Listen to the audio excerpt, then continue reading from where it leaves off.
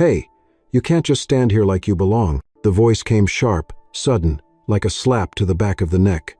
Officer Carter's tone was already laced with authority and something colder dismissal. He didn't wait for a response. He had seen enough. A tall black man in worn clothes, standing alone in front of the glittering headquarters of Oriatech, hands buried in his pockets, eyes lifted to the sky as if he had a right to look up. That, to Carter, was offense enough. Jamal Rivers didn't flinch. He had heard worse. He'd been followed in stores, questioned for standing still, ignored when he needed help, and accused when he hadn't even spoken. He stood still now, not because he was stubborn, but because he had learned that moving gave people like Carter an excuse to escalate. "I asked you a question." Carter stepped closer, his boots scraping against the cold concrete. "You loitering here for a reason, or you just waiting for someone to come hand you a job application?" Jamal blinked slowly. "I'm waiting." "For what? The building to give birth?" Carter laughed. His partner, Officer Diaz, shifted uncomfortably a few steps behind, scribbling nothing in a notepad he didn't want to use. "My wife," Jamal answered, voice calm. Carter scoffed. "Your wife works here?" His eyes raked over Jamal's hoodie, thinned at the elbows, fraying at the seams, his jeans stained with city grit, the battered gloves, one torn open at the thumb. "Let me guess. She's janitorial. Food service? Mailroom?" "No," Jamal said, still looking past him. "She's upstairs." That struck Carter the wrong way. A man like this, black, poor, quiet, he wasn't supposed to speak in that tone. Like he knew something, like he belonged. Carter's hand dropped to his utility belt. "What's her name?" he asked sharply. "Evelyn," Jamal said. "Evelyn Drake." That made Diaz look up. Carter's brow twitched. "You expect me to believe you are married to Evelyn Drake, CEO of this entire building? One of the richest women in America? You?" His voice was now a sneer wrapped in disbelief. "That's rich." Jamal didn't answer. He had learned long ago that people like Carter didn't ask questions to learn. They asked to hear themselves be right. Around them, the city was waking. Pedestrians slowed. A few looked over. Some took out their phones. Carter noticed the cameras but didn't care. He had the badge. That was enough. "Step away from the building," Carter said. "We're going to check you for warrants." "I haven't done anything wrong," Jamal replied, his voice even but edged with weariness. "I'm just standing here." "Exactly," Carter snapped. "You're standing, staring. That's suspicious behavior. You fit the description." "Of what?" Carter didn't answer. He didn't need to. Diaz looked uncomfortable. "Carter, maybe we should just—" Carter cut him off. "You got ID?" He barked at Jamal. "Number." "Why not? I didn't plan on needing it to wait for my wife." "That's cute," Carter growled. "Real cute. Hands where I can see them." Jamal stayed still. His hands were still in his pockets, not out of defiance, but because they were cold, and inside his right glove he held something small and sacred. A folded note Evelyn had once left him on a bad day, tucked into his coat pocket, reminding him to breathe. He slowly raised his hands, revealing nothing but skin and frayed leather. "Spread your legs," Carter said, stepping forward. "You want to act like a smartass? We'll see how smart you feel in cuffs." Jamal didn't move. "You're doing all this because I don't look like I belong here." That was it. The heart of it. Naked and painful. Carter smirked. "Damn right." The cruelty wasn't even disguised. It was worn like a badge of its own. Behind them, the glass doors of Oriatech parted with a soft hiss. High heels clicked across the pavement, not rushed, not frantic. Each step was deliberate, echoing like a heartbeat. She was draped in white long coat, silk blouse, gloves in hand. Her blonde hair was pinned in a loose twist, untouched by the wind. Her face held that unmistakable confidence of someone who'd climbed higher than anyone thought she could, and who stayed there, by force of will. Evelyn Drake walked straight toward the man in the worn hoodie. "Jamal," she said softly. He turned his head. The cold in his face melted just slightly. "I told you I'd wait." She didn't say a word. She didn't ask permission. She simply wrapped her arms around him tightly, protectively, and held him there, against the eyes and the disbelief and the weight of every unspoken accusation. Gasps fluttered through the watching crowd. A man's phone slipped from his hand and clattered on the ground. Carter stared, frozen. Diaz's jaw clenched. Evelyn finally turned to the officers. Her voice was quiet but cut like crystal. "This man," she said, is not a threat. He is not suspicious. He is not a liar. He is my husband." End quote. Carter opened his mouth. No words came. Evelyn's fingers laced with Jamal's. Her other hand reached up to smooth his collar, a tender motion so intimate, so real, it crushed whatever doubts lingered in the air. She looked at Carter, unblinking. "I expect an apology, and I expect it now." For a moment, the city seemed to hold its breath, but Jamal shook his head gently. His voice came low, meant only for her. "It's okay," he murmured. "Let them believe what they want. You know who I am." "Huh." She tightened her grip. "Yes, I do." Behind them, phones kept recording. But this moment wasn't for social media. It was for the boy Jamal had once been the one who was told not to dream too big, not to stand too tall, not to wait in front of buildings where men like him weren't welcome. And now, with her by his side, he stood anyway. Not because he needed to prove anything, but because love had nothing to prove. If you believe dignity shouldn't depend on appearance, and love should never be questioned by prejudice, hit the like button and drop a comment. Let's make sure voices like Jamal's are never ignored again. The air inside the Oriatech lobby was still. As the sliding doors sealed shut behind them, the noise of the city faded like a distant memory. Marble floors gleamed beneath their feet, and towering LED panels displayed looping company slogans and stock prices that glowed cold and blue. Jamal's boots, scuffed and worn, made soft sounds on the floor that didn't belong not in this space of tailored suits and whispered deals. But Evelyn didn't slow her stride. She held his hand tightly, her grip not just of reassurance but of declaration. Every receptionist, security officer, and executive assistant who turned to look got the same response. A glance from Evelyn that said, "Yes, he's with me, and no, I don't owe you an explanation." Jamal, for his part, remained silent. His shoulders were square, but he walked like a man who still expected to be challenged.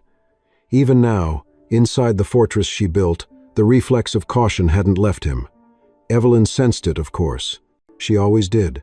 In the elevator, she pressed the button for the 51st floor, then turned to him, resting her palm gently on his chest.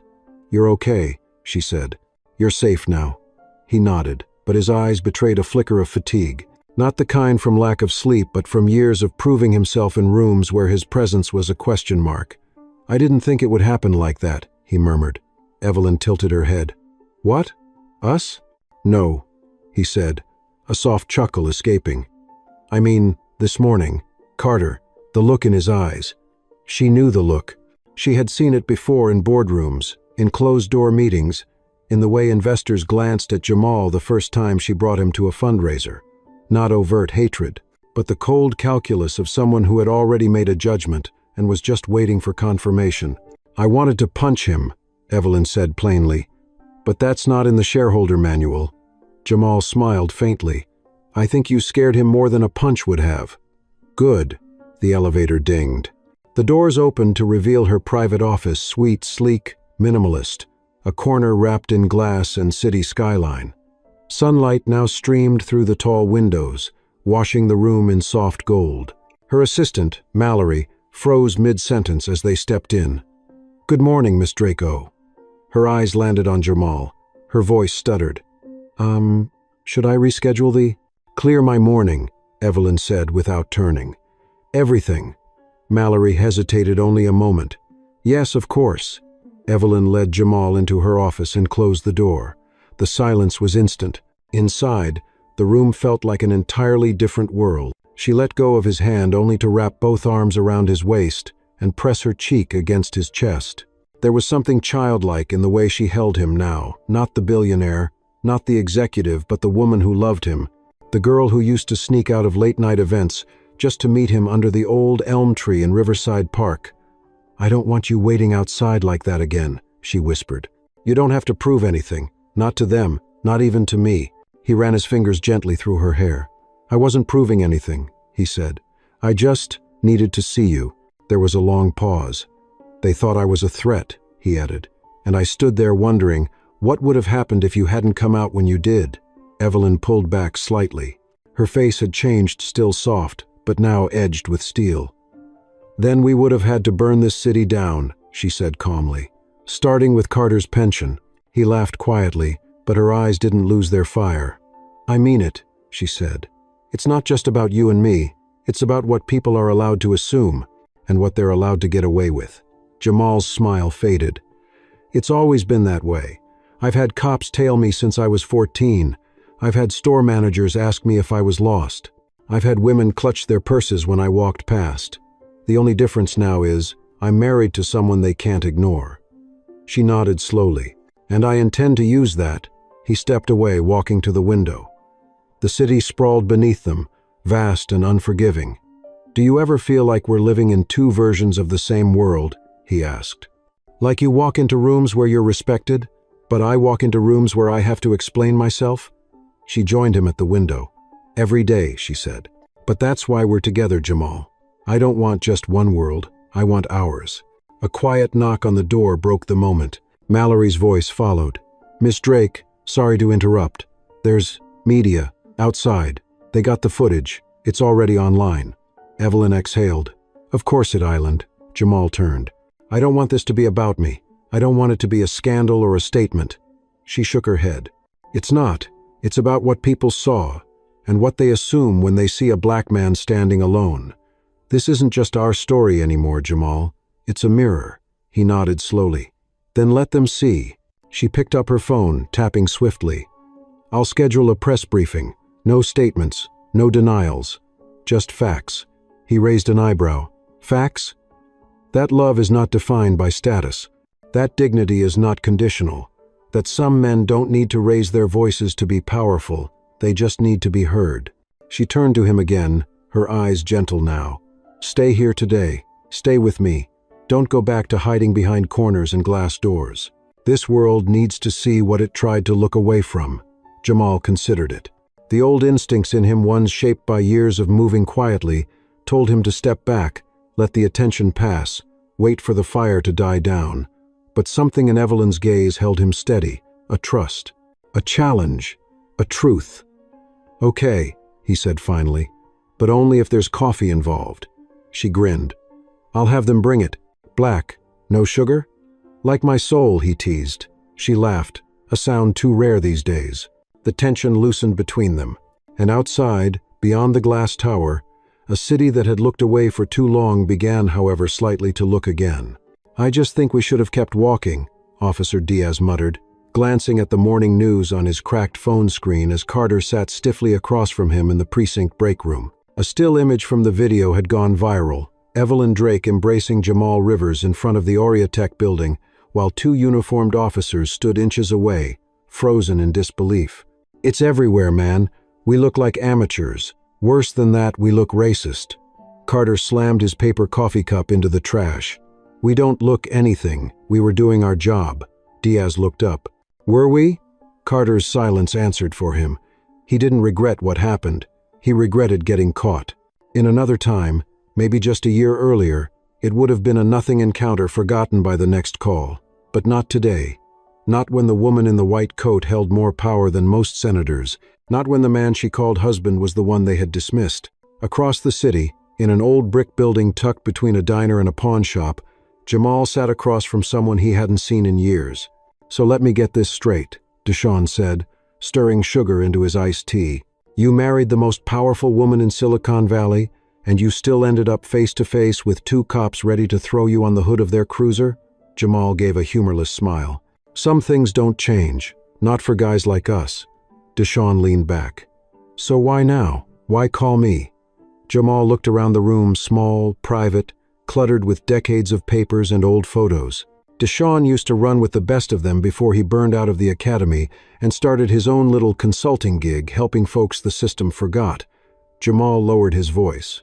"Because I think this wasn't random. Carter didn't just walk up to me. Someone told him I'd be there." Deshawn raised an eyebrow. "You're saying it was targeted?" "Number, I'm saying. Someone knew what it would look like, and they wanted it seen." Deshawn blinked, connecting the dots. "Someone inside her company." Jamal nodded. "Evelyn's been under pressure. There's a merger on the table, board members jockeying for position. Some of them don't like that she married me. Some never did. So they wanted you humiliated," Deshawn muttered. "Wanted her image damaged without getting their hands dirty." Jamal tapped the table. "Exactly. Back at Oriatech, Evelyn sat at the head of a glass-walled conference room. Across from her sat 3 men and 1 woman, her executive board.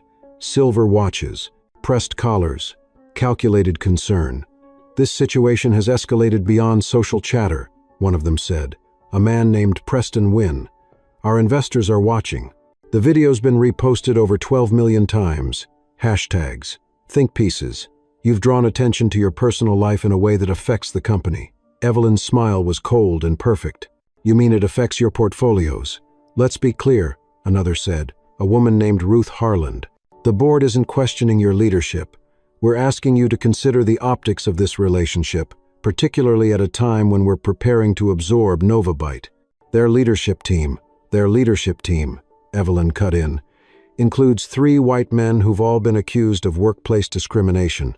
But my husband, a man who's done nothing but love me, is a liability?" The room stiffened. Preston leaned forward. "The merger needs silence, Evelyn. Neutrality. If this incident becomes politicized—" "It is politicized," she said sharply. "Every part of it. Because if Jamal had been white, no one would have stopped him." Her voice had risen slightly, enough for the glass walls to tremble with tension. "And let me be very clear," she added, soft but lethal. "If anyone in this company played a hand in orchestrating what happened yesterday, whether by tip-off, manipulation, or turning a blind eye, I will find them. And they will not just lose their jobs, they will lose everything." The room went quiet. That night, Jamal walked into Evelyn's home office and placed an old flash drive on the table. She looked up from her screen. "What's this?" "Elevator footage," he said. "Deshawn got it from a guy who used to work security at Novabyte. Someone from their team was in the building that morning. 10 minutes before I got stopped, I matched the time codes." Evelyn frowned. "You're saying someone from the Novabyte side tipped off the cops?" "Not directly, but they made sure the timing was right. Sent someone to loiter, draw attention, get the guards twitchy, then walked away. A perfect setup." Evelyn picked up the flash drive and turned it in her hand. "If we prove it, you can kill the merger. And if I don't," he hesitated, "they'll keep coming. And not just for me, for you. For anyone who doesn't fit their idea of who should sit at the table." "I do." Evelyn stared out the window for a moment. Then she turned back. "They're not the only ones who can play the long game." Jamal sat beside her, weary but steady. "You sure about this? I married you knowing what they'd say. I built this company knowing they'd try to break it. I've lived enough of my life being polite. Now I want to be precise." They sat in silence, the city glowing below them. Somewhere far beneath, Carter sat at his desk, writing a report he knew would be reviewed, then quietly buried. Deshawn filed a digital trail linking 2 names at Novabyte to a series of deleted emails. And inside the walls of Oriatech, whispers began to shift. What had started as a viral moment was now something more a battle for control, for truth, and for who had the right to simply stand and be believed. "You think they'll talk?" Evelyn asked, her fingers resting lightly on the edge of her tablet as she reviewed the decrypted email chain Deshawn had recovered. "No," Jamal said simply. "Not unless they think someone's already talking. The plan wasn't to confront, not yet. It was to create pressure, a quiet storm of awareness that made people within Novabyte uneasy, that made whispers start to echo. Deshawn called it the hallway test. If you walked into a hallway and people suddenly stopped talking, you knew something had changed. Evelyn would create that hallway. By morning, her legal team had already drafted 3 internal compliance memos that were randomly distributed to senior executives across both companies, reminders about whistleblower protections, federal interference laws, and the specific criminal penalties tied to corporate sabotage. The wording was dry, but the intent wasn't. People would read it and start to wonder, did someone say something? Was I named? Had someone flipped? Meanwhile, Jamal reached out to an old friend named Angela Faulkner, a quiet voice with a loud memory. She'd once been a diversity liaison for Novabyte, tasked with the optics of inclusion but never the power of policy. She left the company 2 years earlier after a non-disclosure agreement kept her from testifying in a racial bias suit filed by a junior developer. Jamal found her in a small apartment in Oakland, raising twins and managing an after-school program. "I can't lose what little I've rebuilt," she said, voice tight. "I signed papers, Jamal. "I'm not asking you to testify," he said gently. "I'm asking you to tell me who to look at, who sat in those meetings, who ran the numbers when they decided to push Evelyn out by discrediting me." Angela was quiet for a long time. Then she walked to her kitchen drawer, pulled out a worn folder, and handed it to him. "There's one name you need to watch," she said. "Blaine Wexler, EVP of External Strategy. He's not sloppy, but he's arrogant, and he doesn't think people like me remember." Jamal opened the folder. A series of internal memos, project briefings, and a photo Wexler shaking hands with Carter at a charity golf event 6 months ago. A connection, a thread. Back at Aureatech, Evelyn received a call from one of her trusted lieutenants, Allison Wu, head of cybersecurity. "There's been a breach attempt on your personal cloud," Allison said. "Nothing got through, but someone pinged your archive drive from an IP block registered to a Novabyte subdomain." Evelyn's grip tightened on her phone. "Did you trace the user?" "We're still chasing through proxies," Allison said, "but we're close. And there's something else. Evelyn, they weren't looking for financials. They were after your private correspondence. Emails with Jamal. The implication landed like stone in water. They want to question the legitimacy of our marriage," Evelyn said coldly. "Or worse, suggest I'm compromised, that I've been manipulated." "It's not just personal," Allison added. "This was timed, right after we released the compliance notices. Someone's scared. That makes them reckless." Evelyn exhaled slowly. "Then we make them more afraid." That night, Evelyn and Jamal met again in the apartment above the downtown jazz club where they first met. It was the one place untouched by boardrooms and reporters, a space that still smelled of old wood and memory. "Angela gave me a name," Jamal said. "Blaine Wexler. And now we have digital evidence tying someone on their side to a smear attempt." Evelyn nodded. "Then we go public, not with accusations, with questions. You want to leak it, not leak," she said. "Frame it. I'll give an interview to someone who still believes in journalism, someone who'll ask the right things without sounding like a PR plant." "And if the board tries to muzzle you?" he asked. "Then let them try," she said. "They've underestimated the cost of making me small." 2 days later, Evelyn appeared on a nationally syndicated news program, seated across from a seasoned anchor with nothing to prove. "Miss Drake," he began, "you've been the subject of intense scrutiny lately. Would you care to comment on the incident outside your building earlier this week?" Evelyn kept her tone even. "It wasn't an incident, it was a symptom of a much larger illness. My husband was approached by 2 police officers who assumed he was a threat because he stood alone. That's not unique, that's systemic. But what is unique is that someone inside this industry may have intentionally orchestrated that moment to destabilize my leadership." The anchor leaned forward. "You're suggesting sabotage?" "I'm saying the timing wasn't coincidence, and the silence from certain quarters has been very loud." She paused, then looked directly into the camera. "This isn't about me being a woman in power, or Jamal being a black man in love. It's about what we normalize when we choose not to look closer." Oh, the interview lit a fuse. Within hours, hashtags swarmed the internet. Number Stand with Evelyn. Number Truth Over Tactics. Number Justice for Jamal. Employees inside both companies began anonymously submitting tips to a new internal ethics portal Evelyn's team had launched overnight. And in the chaos, Blaine Wexler made his first misstep.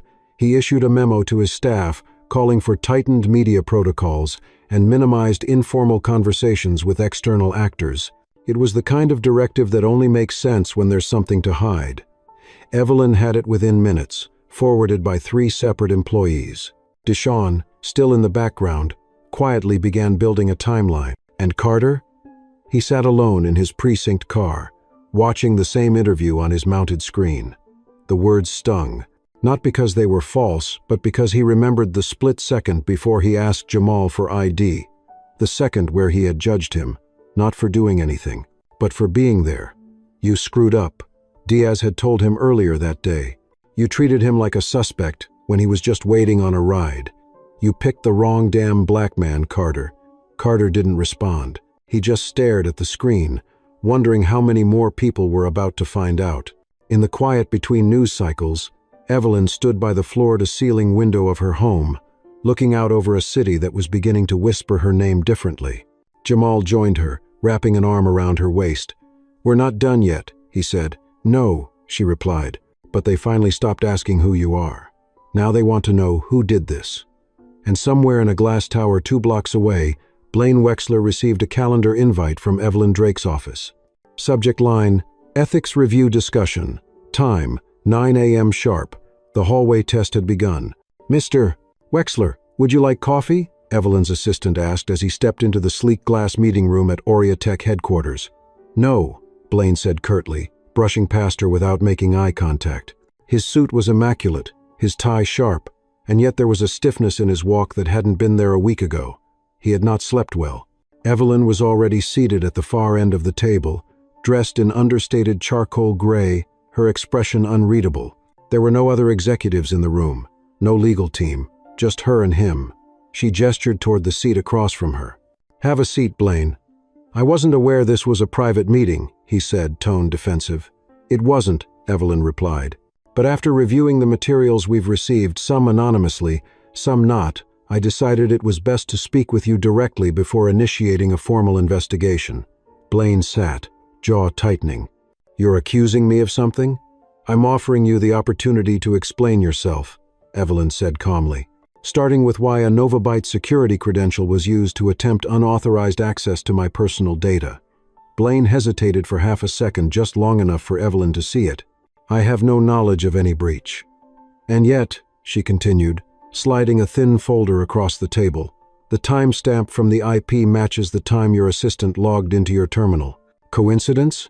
Blaine didn't open the folder. "This feels more like an ambush than a discussion." "Then you should be relieved I haven't brought counsel," she said. "But if you'd prefer that route, we can move there next.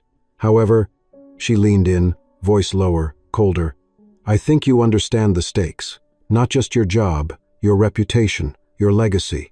Do you really want to be remembered as the man who sabotaged a merger by weaponizing racism?" Blaine's mouth twitched. "No one sabotaged anything. I simply flagged a risk. Your husband's presence during a sensitive negotiation.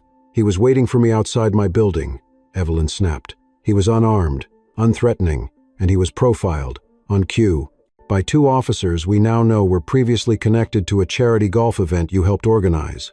Blaine straightened.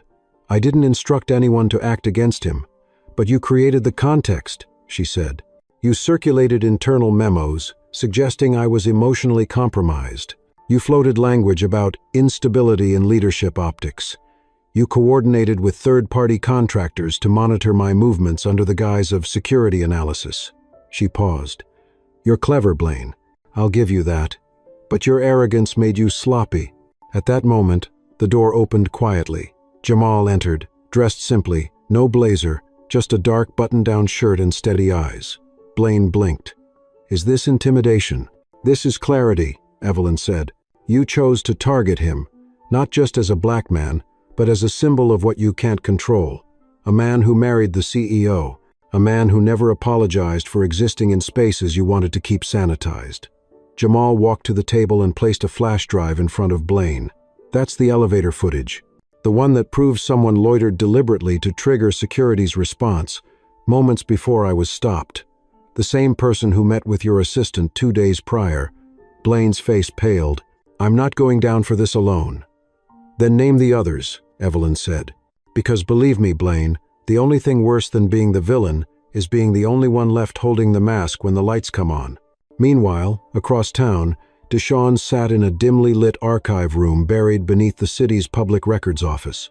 He flipped through scanned files, searching for a particular name that Angela had mentioned in passing: Marcus Kelton, a former Novabyte compliance officer who had resigned 6 months ago under murky circumstances. Deshawn finally found it, a formal exit memo Kelton had filed to HR, citing unethical data manipulation and racially biased employee monitoring. It had been buried filed as personnel conflict, but the timestamp on Kelton's memo lined up with the very first board meeting where Evelyn's leadership was called into question. Deshawn smirked and sent the file straight to Jamal. Back at Aurea Tech, Evelyn rose from her seat and walked to the window as Blaine remained seated, silent now. "There's a board meeting tomorrow," she said without looking at him. "You won't be attending. Effective immediately, You're placed on administrative leave pending a full audit, and if you even think about contacting media, investors, or your colleagues, you'll be met with the full legal force this company can wield." Blaine stood slowly, face drained. "You think this ends with me?" "No," Evelyn replied. "I think it starts with you." Blaine left without another word. The moment the door clicked shut, Jamal exhaled. "You think he'll crack?" "He already has," Evelyn said. "He just doesn't know which piece of himself he broke first." Later that night, Jamal sat alone on the rooftop garden of their apartment, looking out at the city. The buzz of news reports played faintly in the background, headlines swirling. Novabyte executive suspended amid sabotage allegations. Corporate bias or corporate strategy. Inside the controversy rocking Silicon Valley, Evelyn joined him, carrying 2 mugs of herbal tea. She handed one to him and sat close. For a long time, neither spoke. The wind danced between them like an old song. "You okay?" she finally asked. "I'm not angry anymore," Jamal said. "Just tired, of always having to explain, of proving I belong." Evelyn leaned her head on his shoulder. "You don't have to prove anything to anyone. Not anymore. Maybe not. But there are others still out there. Young kids, old men, women with too much fire in their hearts and too little protection. This what we're doing, it's not just about us." Evelyn nodded. "Then let's make sure it matters." They sat together in silence as the city pulsed below, not yet healed, but beginning to listen. "You see this?"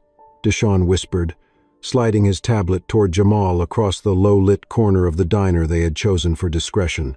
The screen showed an anonymized spreadsheet, dozens of rows marked only by code names and timestamps, each tagged, flagged, high risk, internal comm. Jamal squinted. "What is this?" "Internal flagging system. Novabyte's early threat detection logs," Deshawn said.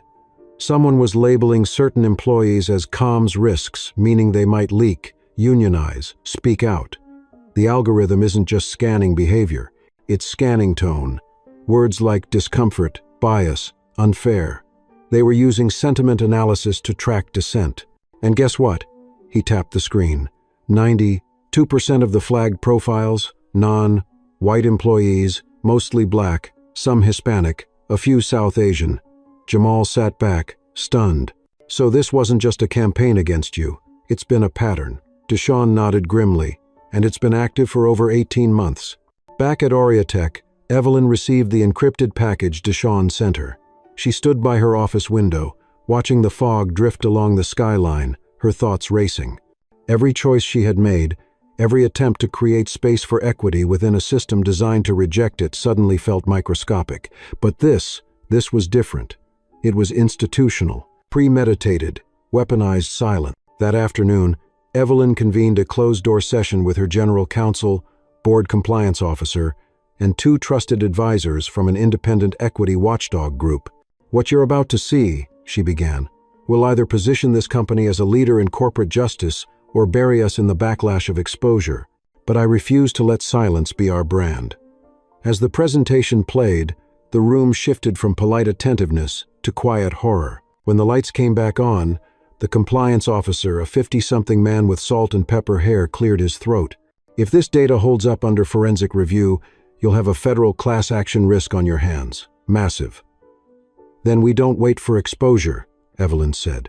"We lead it. Full transparency, internal audit, public findings. We own the narrative." Meanwhile, Blaine Wexler wasn't staying silent. Though officially suspended, he began laying the groundwork for plausible deniability.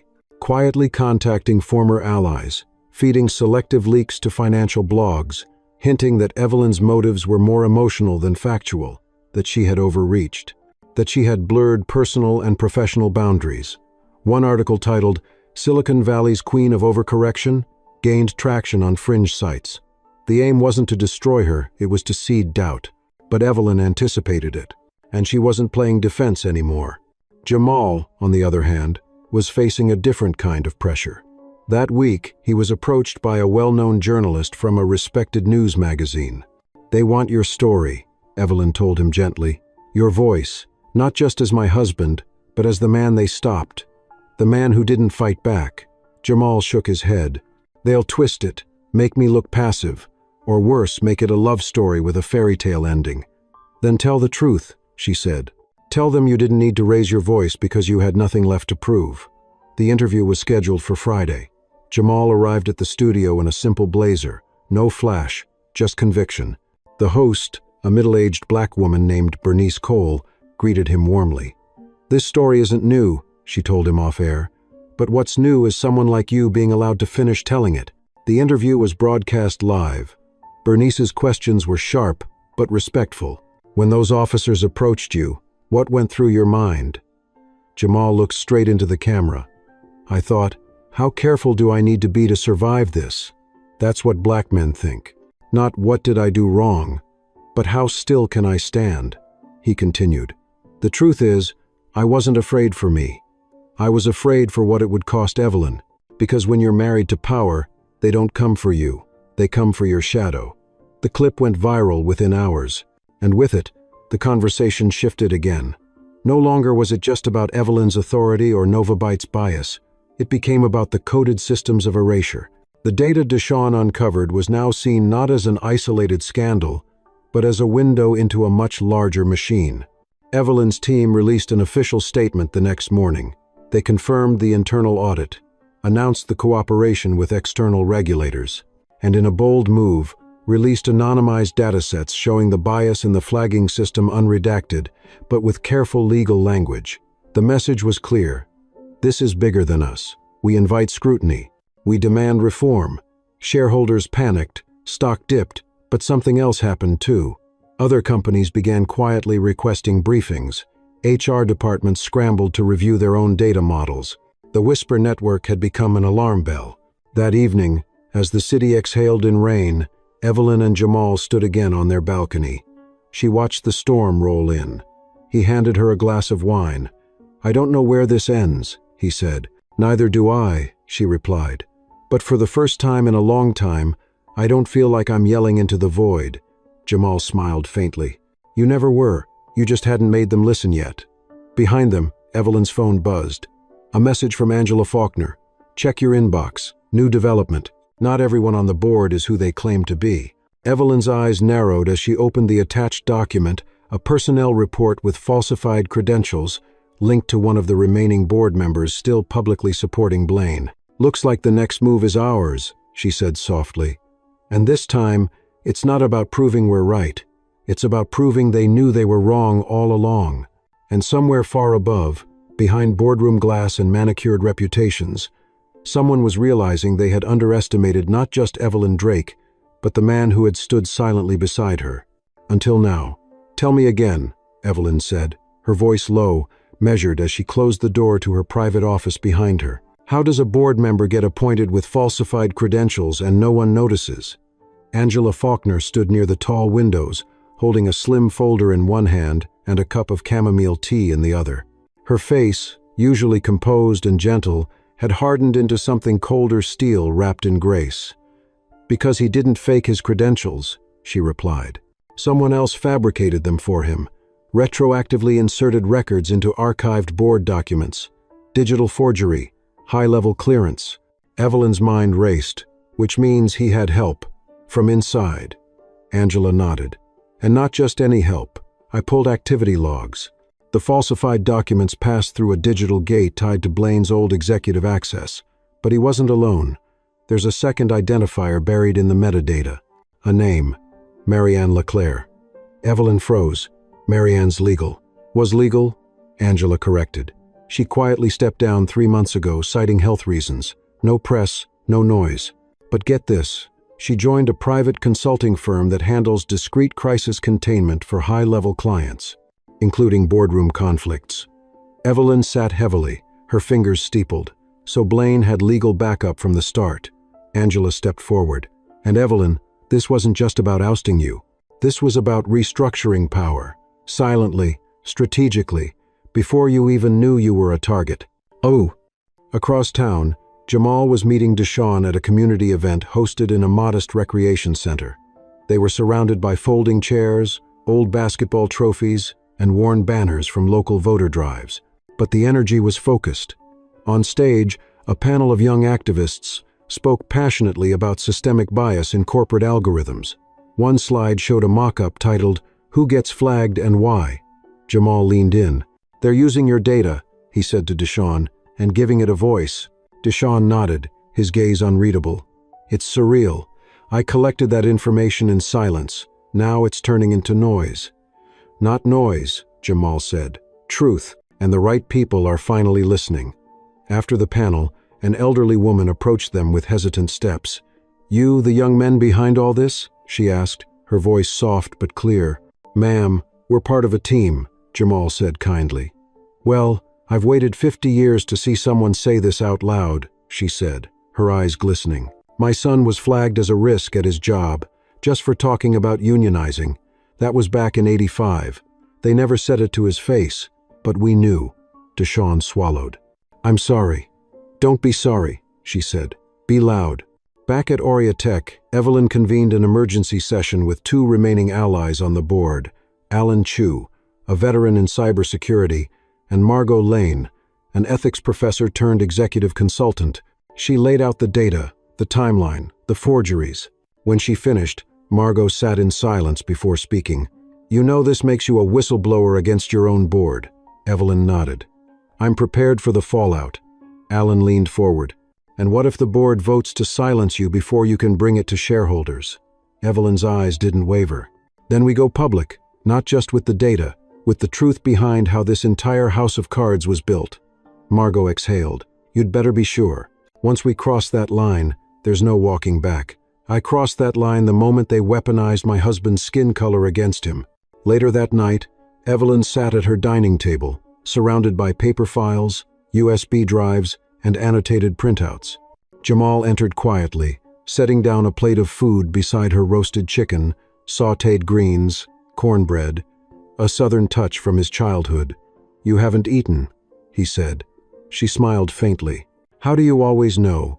"Because I'm watching," he said simply. "Not your calendar, your soul." She picked up the fork, eating slowly.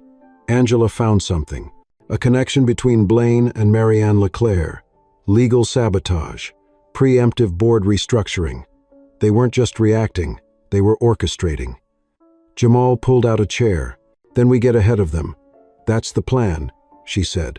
"Tomorrow, I'm calling an emergency shareholder session. If they try to block me, we leak everything." "It'll be war," Jamal said. "It already is," she replied. "The difference is now we're done fighting quietly." Meanwhile, Blaine wasn't idle. Operating from a shadow network of former colleagues and consultants, he began crafting a narrative of redemptive concern, positioning himself as someone who had merely raised internal flags about Evelyn's leadership to protect the company. He tapped into conservative media cycles, whispering about identity politics run amok and emotional governance. The narrative picked up speed in niche business forums, but Evelyn's team was ready.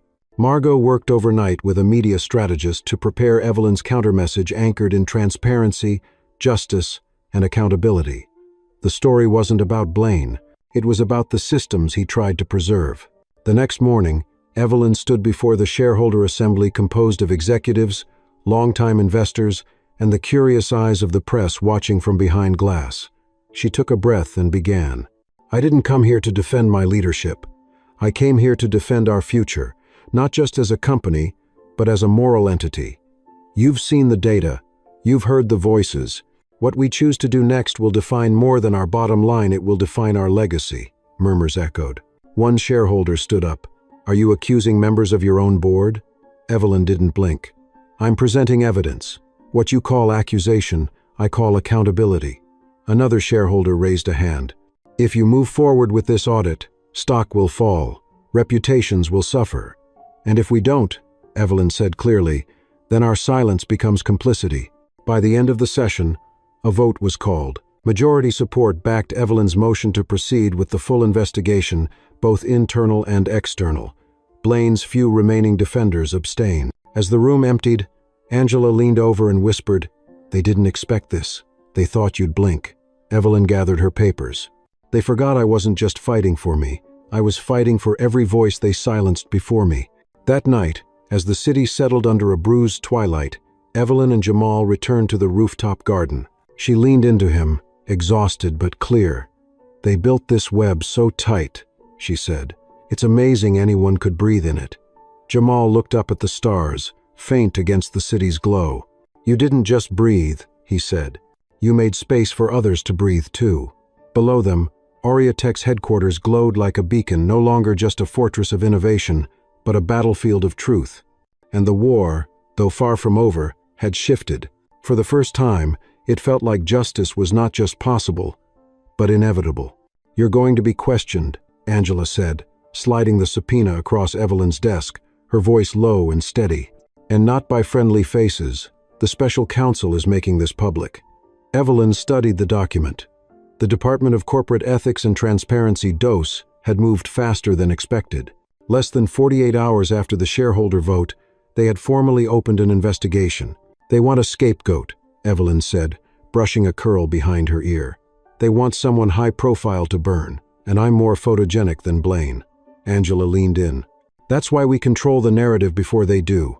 The numbers are on your side, the paper trail is clean, and the people, well, they're listening now." Evelyn exhaled. "Then we give them truth, unpolished, uncomfortable, and undeniable."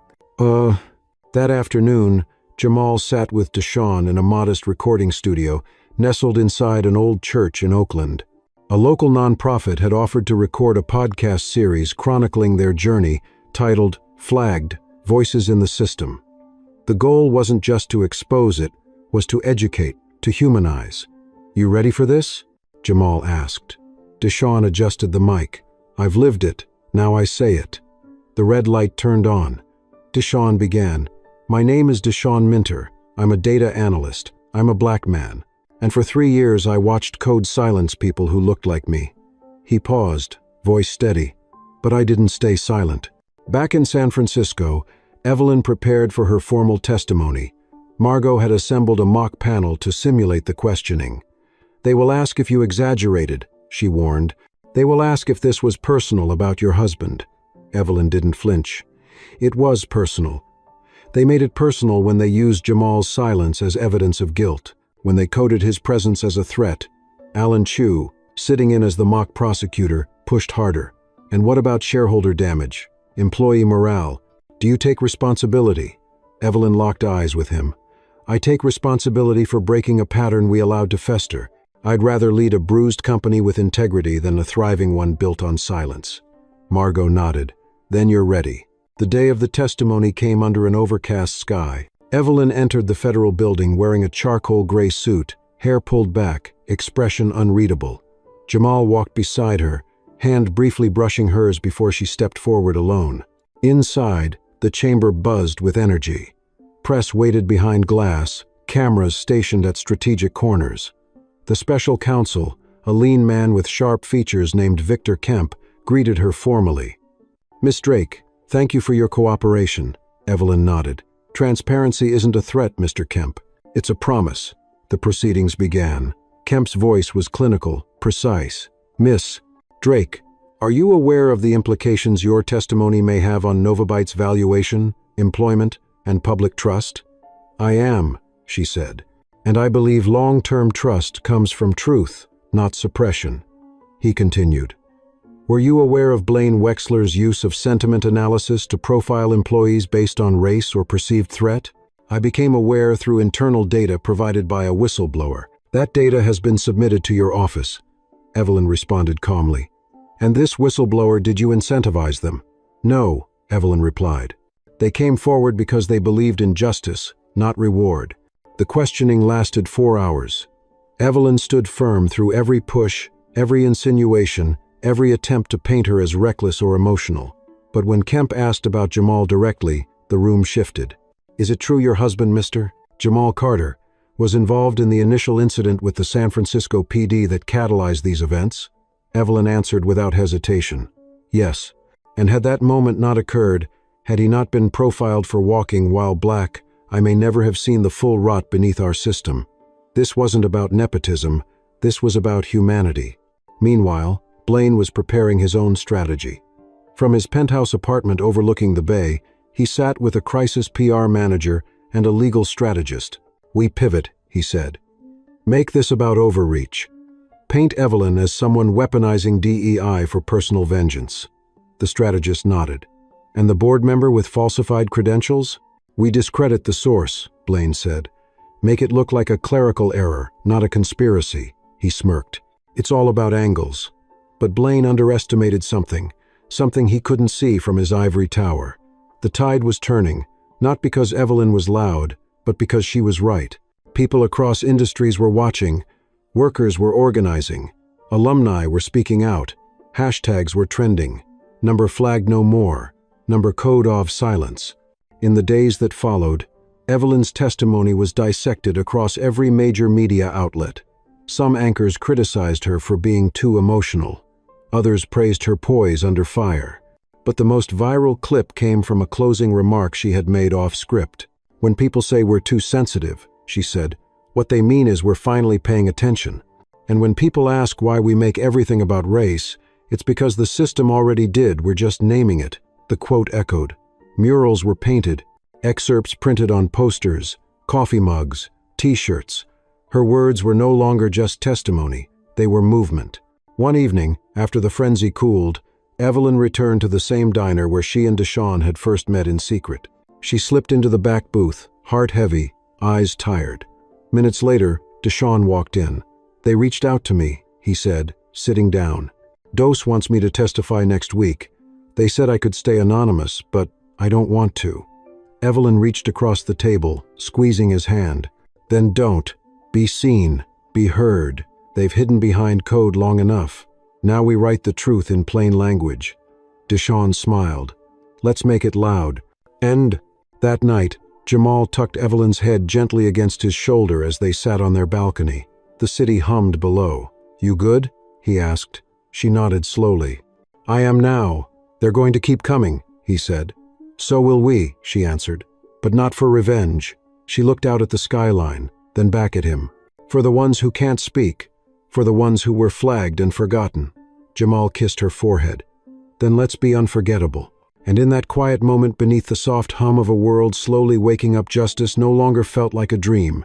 It felt like the beginning of something unshakable, something earned, something rising. Let me make this clear, Victor Kemp said, tapping the stack of papers on the polished conference table as he locked eyes with Blaine Wexler. This isn't a PR misstep. This is obstruction, perjury, fraud. Blaine straightened his suit but couldn't mask the tension tightening across his jaw. The federal investigator's voice was calm, but it carried weight, finality. I want my lawyer, Blaine said. Now. Victor didn't blink. He's waiting outside, and I'd advise you to start telling the truth before someone else beats you to it. Outside the chamber, a crowd of journalists swarmed behind velvet ropes, cameras rolling. The headline that morning had detonated like a bomb across national news. Leaked emails expose racial profiling strategy at Novabyte. 2 urban flag found in source code. Evelyn stood at the edge of the crowd with Angela and Margot beside her. She didn't speak. She didn't need to. The truth was doing the work now. 3 hours earlier, the leak had come from a confidential source embedded in Novabyte's algorithmic ethics division. The file contained internal communications between Blaine, Marianne Leclerc, and 2 unnamed consultants. The most damning message read, reduce algorithmic bias visibility until Phase 3. Too many urban flags are raising questions. Use softer language, cultural non-alignment. The backlash was immediate. The term cultural non-alignment began trending on social media as a symbol of coded discrimination, a phrase hiding injustice in corporate jargon.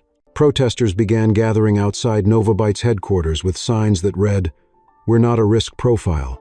Culture isn't a threat, and algorithms are not neutral. Inside the office, Evelyn paced near her window, fingers tightening around a cup of now cold coffee. I knew they had bias in the system, she said to Angela, but seeing it spelled out like that, it's worse than I imagined. Angela was reviewing the leak's metadata. This wasn't a mistake, this was strategy. Deliberate, layered, and masked behind compliance language.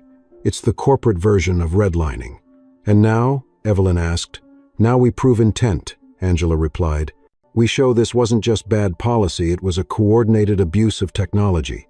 Downstairs, Jamal had just returned from a late afternoon meeting with Deshawn and a civil liberties attorney. He dropped a thick folder on the table. Whistleblower number 2, he said. A woman named Leanna Graves, former senior engineer. She left 6 months ago.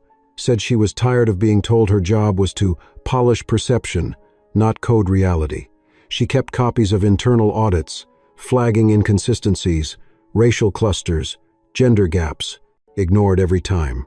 Evelyn opened the folder slowly. Her eyes scanned the data, the memos, the charts. "She's willing to testify?" "On record," Jamal confirmed. She said, and I quote, "I'm done being quiet just so someone else gets a bonus." The walls were closing in on Blaine. Despite his efforts to spin the story, the evidence was too heavy, too specific. Marianne had gone silent, retaining counsel and issuing a generic statement about truth being revealed in time. But time was not on their side. A new wave of internal resignations hit Novabyte, and shareholder confidence plummeted. Evelyn made her next move. She called for an emergency town hall this time, not for the press or the executives, but for the employees, the interns, the staff who sat through years of silence. "If we're going to rebuild this company," she told Angela, "we start from the foundation, not the top." The town hall was raw, electric. Employees lined up at the mic, sharing stories of being passed over, silenced, mocked. One young black developer said, "I created a feature that improved system speed by 23%. My white colleague got the promotion for presenting it." Another woman added, "I was told I was too emotional to lead a team, then watched a man scream at interns and get applauded for passion." When Evelyn stepped up to the mic, there was a beat of silence. Then she spoke. "I can't erase the pain this company caused. I can't rewrite what's already been coded. But I can promise this: the future we build will be accountable, transparent, and rooted in the belief that no one should have to shrink who they are to fit someone else's algorithm." The room erupted in applause. In that moment, something shifted, not because the wounds were healed, but because someone had finally named them out loud. That evening, as the board prepared to reconvene for what would become one of the most consequential sessions in Novabyte's history, Margot approached Evelyn with a final report. "We did it," she said softly. "We traced the flow of forged documents, the manipulation of internal audits, even the shadow fund that paid off data reviewers to suppress reports." "And?" Evelyn asked. "And we're ready," Margot said. "It's enough for indictment. For Blaine, Marianne, and at least 2 others. They won't just be voted out, they'll be prosecuted." Evelyn nodded, eyes glassy. "For Deshawn, for Liana, for every anonymous employee who sat through microaggressions and coded rejection. And for Jamal," Margot added. Evelyn looked out the window, the city glowing with the kind of dusk that always felt both like an ending and a beginning. "Especially for him," she whispered. Meanwhile, Blaine received a notice. His assets were being frozen pending investigation. His legal team scrambled. His name was removed from speaking engagements, articles scrubbed from websites that once praised him. For the first time, Blaine Wexler was seeing what it felt like to be flagged not by an algorithm, but by justice. At home, Evelyn and Jamal sat in their living room, the news playing softly in the background.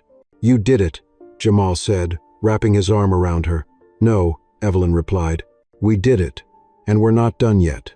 Because the battle wasn't just about one corrupt executive or one flawed company. It was about a pattern, a system, a legacy they refused to pass on. And as the night deepened, their resolve did too.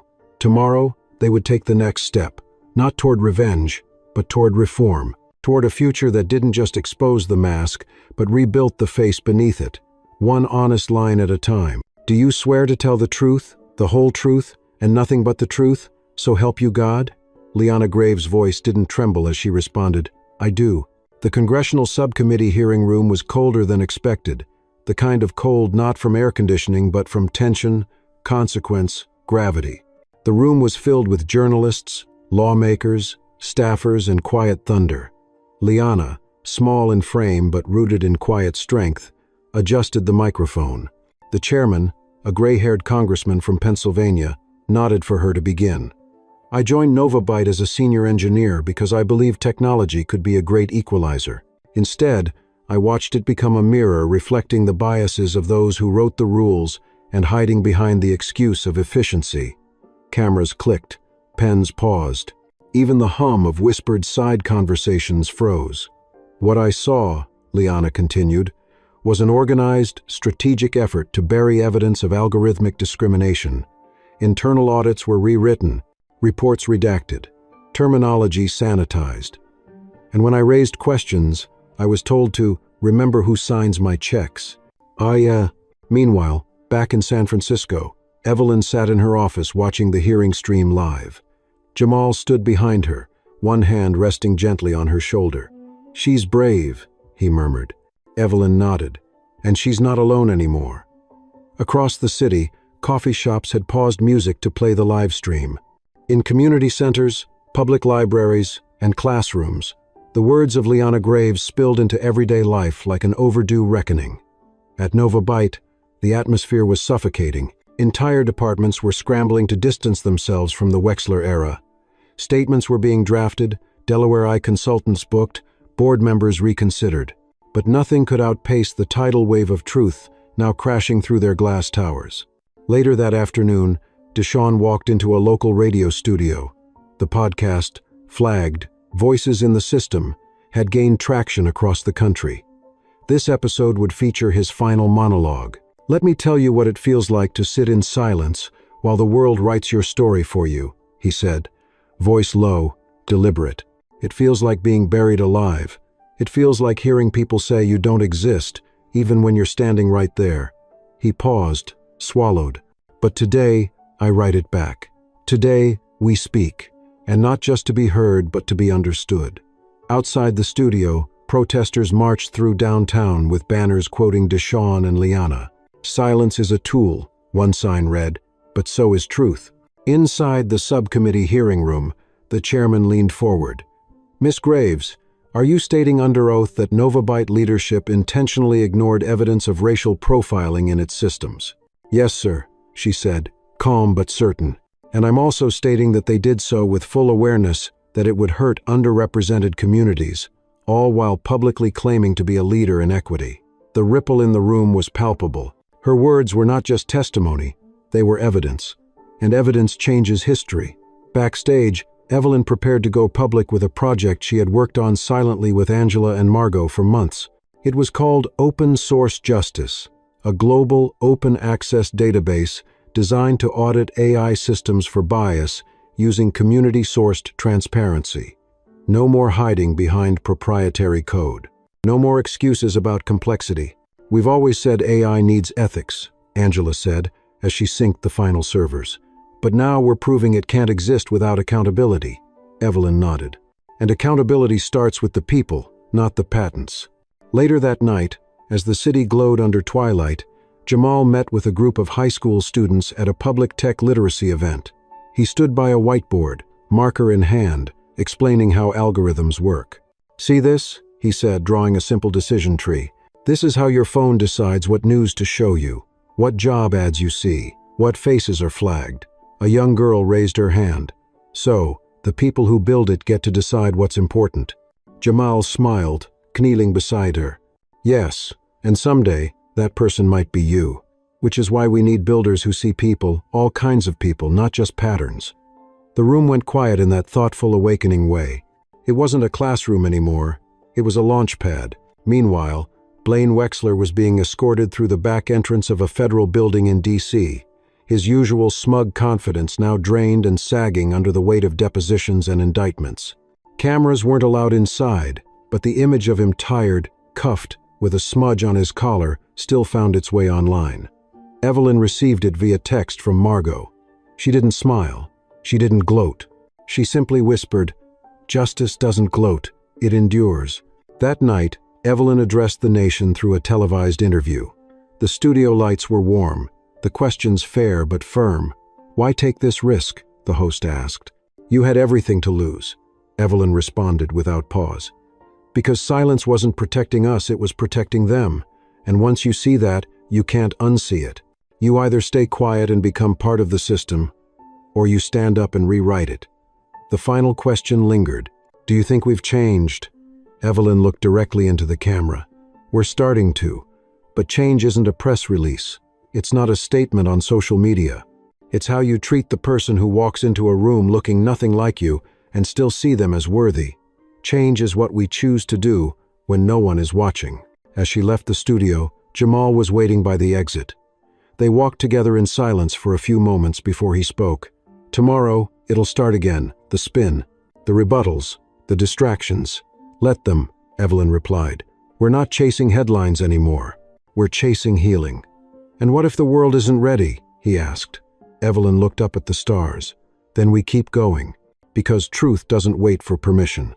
In a city once built on the myth of neutrality, a different kind of architecture was being drawn now, not from glass and steel, but from transparency, courage, and the steady voice of those who chose to no longer be silent. The algorithms had been exposed, the leaders unmasked, and as truth spilled out from boardrooms into classrooms, from podcasts to protests, one thing had become clear: change wasn't coming. It was already here. "You sure you want to do this?" Angela asked quietly as she stood beside Evelyn outside the courthouse. Evelyn adjusted the collar of her navy blue blazer, her face composed but her fingers betraying a slight tremble. "I have to," she answered. "This is the part that matters." Cameras flashed the moment they stepped onto the courthouse steps. Journalists called her name, shouting questions, fishing for a soundbite. Evelyn kept walking. She wasn't there for headlines. She was there for history. Inside the courtroom, the atmosphere was thick with anticipation. Blaine Wexler sat at the defendant's table, still in an expensive suit but no longer able to hide behind press releases or boardroom bravado. His legal team whispered urgently, but he stared ahead, jaw tight. On the prosecution side, Victor Kemp organized his notes with deliberate care. Angela sat directly behind him, flanked by Margot and Liana, all three women dressed in black, silent, steady, present. As the trial began, Victor's opening remarks pierced the room like a cold wind. "Ladies and gentlemen of the jury, this case is not about one mistake. It is about a deliberate, systemic abuse of technology, disguised as innovation, marketed as progress, and weaponized against the most vulnerable among us." He paused. "We will prove that Mr. Wexler and his associates manipulated code, falsified reports, silenced whistleblowers, and profited while hiding behind terms like neutral and data-driven. But algorithms do not write themselves. People do. And the people who chose profit over justice must be held accountable." As testimony unfolded, witness after witness came forward: former employees, data analysts, legal advisors. Each one added a thread to the tapestry of deceit. Liana Graves returned to the stand, expanding on the memos she had kept. "It wasn't just that we saw the data," she explained. "It's that we were instructed to interpret it in a way that aligned with business goals, not human impact. When I objected, my evaluations dropped. I was told I lacked strategic alignment." The courtroom held its breath. Evelyn watched, her heart pounding. She wasn't testifying today, but she didn't need to. Her presence was enough, a symbol of the company's past and its choice to no longer look away. Outside, protests continued, not angry riots, but organized voices, marches led by educators, veterans, and clergy. Signs read, "Tech needs a soul, we are more than metrics, and dignity is not an outlier." Jamal had taken on a new role as the face of Novabyte's Community Ethics Council, and every night he held forums across the city answering questions, listening to stories, bridging the gulf between code and consequence. In one particularly emotional forum, an elderly black veteran stood up and said, "I didn't fight for this country so my grandson could be flagged by a machine before he ever speaks." Jamal walked off the stage and hugged him. No words. Just a moment shared between generations of invisible battles. Back in the courtroom, the defense tried to pivot. Mr. Wexler was unaware of the technical specifics, his lawyer argued. He trusted his teams. If anything, he was misled by bad actors beneath him. But the jury wasn't buying it. The paper trail was too long, the emails too specific, the testimonies too consistent. One document in particular, a signed directive from Blaine, ordering the aggressive sanitization of demographic impact summaries, landed like a bombshell. The prosecutor read it aloud. "Perception trumps reality. Manage the optics. Hide the spikes." There was no more room for doubt. In the final days of the trial, Evelyn took the stand. She wasn't required to, but she requested it. The courtroom leaned in as she began. "I was CEO of Novabyte when these events took place. I didn't create the problem, but I also didn't stop it soon enough. For that, I take full responsibility. Because leadership is not about plausible deniability. It's about moral clarity. She looked at the jury, not with defensiveness, but with resolve. I've spent the last year undoing the damage, not because it's good PR, but because it's the right thing to do, and because if we don't change now, we never will. Her words struck a nerve. Even some of the jury members blinked hard. Evelyn stepped down without waiting for applause. None came, just silence, the kind that feels like a page turning. The closing arguments were swift. The prosecutor's final line echoed through the room. When you hide injustice behind code, it doesn't disappear. It just waits, until someone brave enough comes along to uncover it. The jury deliberated for less than a day. The verdict was unanimous, guilty on all counts: fraud, obstruction, conspiracy to suppress civil rights violations. Blaine didn't flinch, not visibly. But as the sentence was read, 8 years federal prison, personal fines, professional sanctions, his hand trembled slightly against the table. Outside the courthouse, reporters scrambled to break the news, but the crowd didn't cheer. Instead, they bowed their heads, arms linked in quiet solidarity. This wasn't about celebration. It was about reckoning. That evening, Evelyn and Jamal walked down the steps of City Hall together, hand in hand. Angela caught up with them, her tablet buzzing with media inquiries. "They want a statement," she said. Evelyn stopped, looked around. The sky was streaked with orange and gold. Street musicians played blues on the corner. A little boy tossed a football with his grandfather nearby. "Tell them," she said, "that justice doesn't fix everything, but it makes everything possible again." Jamal smiled. Angela nodded. And they kept walking, not as victims of the past, but as architects of a new future. In a quiet moment later that night, Evelyn sat alone on her balcony, watching the city. She picked up a small notebook from the table beside her. It was Deshawn's. Margot had found it and given it to her. Inside were pages of sketches, ideas, poems. On one page, he had written, "They tried to make me data. I became voice." She closed the notebook gently. Somewhere in the distance, a siren wailed, then faded. The city was still noisy, flawed, unfinished, but no longer silent. And that was enough for now. The first light of dawn filtered through the curtains of Evelyn's apartment, casting long golden bars across the floor. She sat at the edge of her bed, a cup of black coffee warming her hands, her eyes distant.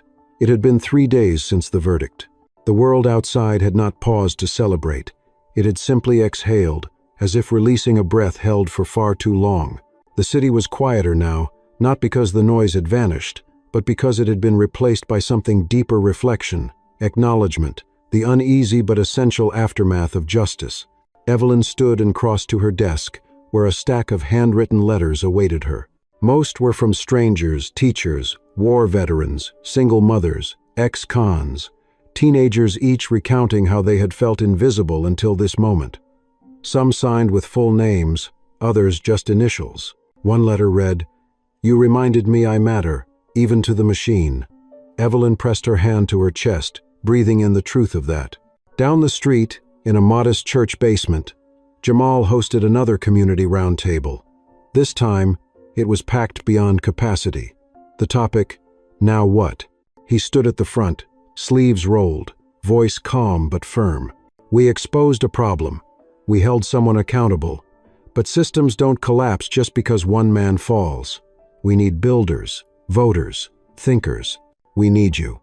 A woman in her 60s raised her hand. "But how do we keep going when the system still feels so much bigger than us?" Jamal nodded, stepped closer. "By remembering that it isn't one fight, it's a lifetime of showing up. Not all at once, just again and again." The room fell silent in reverence. He continued, "Every time you teach your grandchild to question what they're told, every time you refuse to ignore bias at work, every time you vote with conscience, you're pushing the line forward." That afternoon, Evelyn joined Angela and Margot at the new Novabyte Community Impact Hub. The building stood in the heart of Oakland, where the old tech offices had once symbolized exclusion. Now, the walls were filled with student art, and the server rooms were open for public workshops. A group of young coders clustered around Angela, who was showing them how to audit algorithms for bias. Evelyn watched, a soft smile tugging at her lips. What happens when they grow up and replace us? She asked, half teasing. Margot grinned. Then we've done our job right. In one corner, a teenage boy barely 16 stood with his hand on a touchscreen exhibit that displayed the names and faces of AI whistleblowers. Deshawn's name glowed near the top. The boy whispered, "He looks like me." And in that moment, Evelyn felt something shift. Not closure, not finality, but continuation. Elsewhere, Blaine Wexler sat in a federal detention facility, far removed from his penthouse view and curated power. He received no visitors. He wrote no letters. But in the confines of his isolation, he began scribbling in a notebook. Not for redemption, he didn't deserve that yet, but for reckoning. A guard noticed the title he had written on the top of one page, "What I Never Saw." Whether the pages ever saw the light of day remained uncertain. Back in the city, Evelyn recorded the final message for the company's public accountability archive. Her voice, steady but introspective, filled the studio. This isn't a story about heroes. It's a story about responsibility. About what happens when good people stay silent too long and what can change when they choose not to. She paused. I don't want Novabyte to be remembered for its fall. I want it to be remembered for what it stood for, finally, when it mattered most. The broadcast was translated into Spanish, Vietnamese, Swahili, and ASL. Schools incorporated the case into ethics curriculum. Lawmakers began drafting new tech accountability legislation dubbed Deshawn's Law.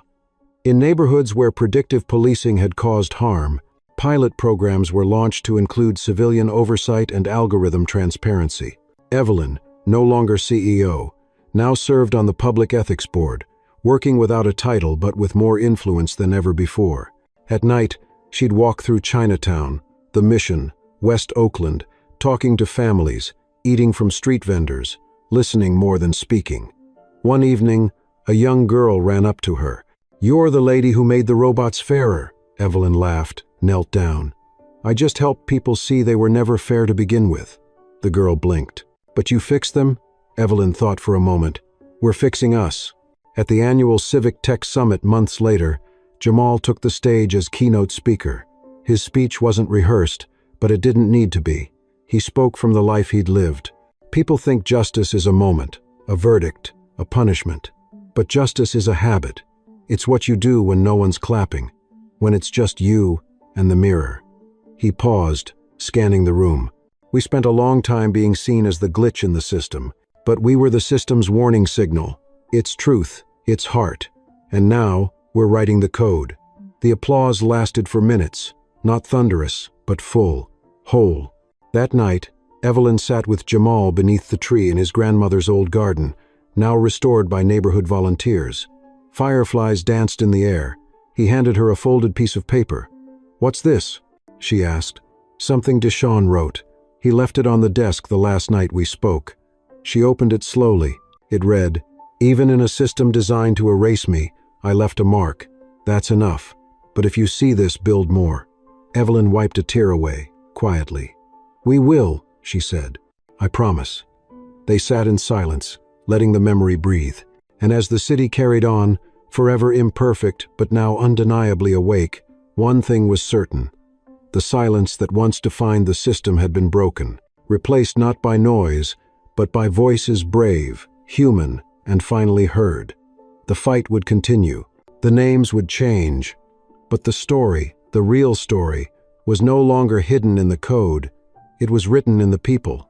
The story serves as a powerful reminder that justice is not a moment, it is a continuous commitment to truth, accountability, and compassion. It teaches us that silence in the face of injustice is complicity, and even the most advanced systems can be corrupted when built without humanity at their core. But above all, it shows that real change begins when ordinary people choose to speak up, stand together, and believe that their voices matter. In a world increasingly governed by algorithms and data, the most profound truth remains deeply human. Dignity, empathy, and courage can rewrite any system.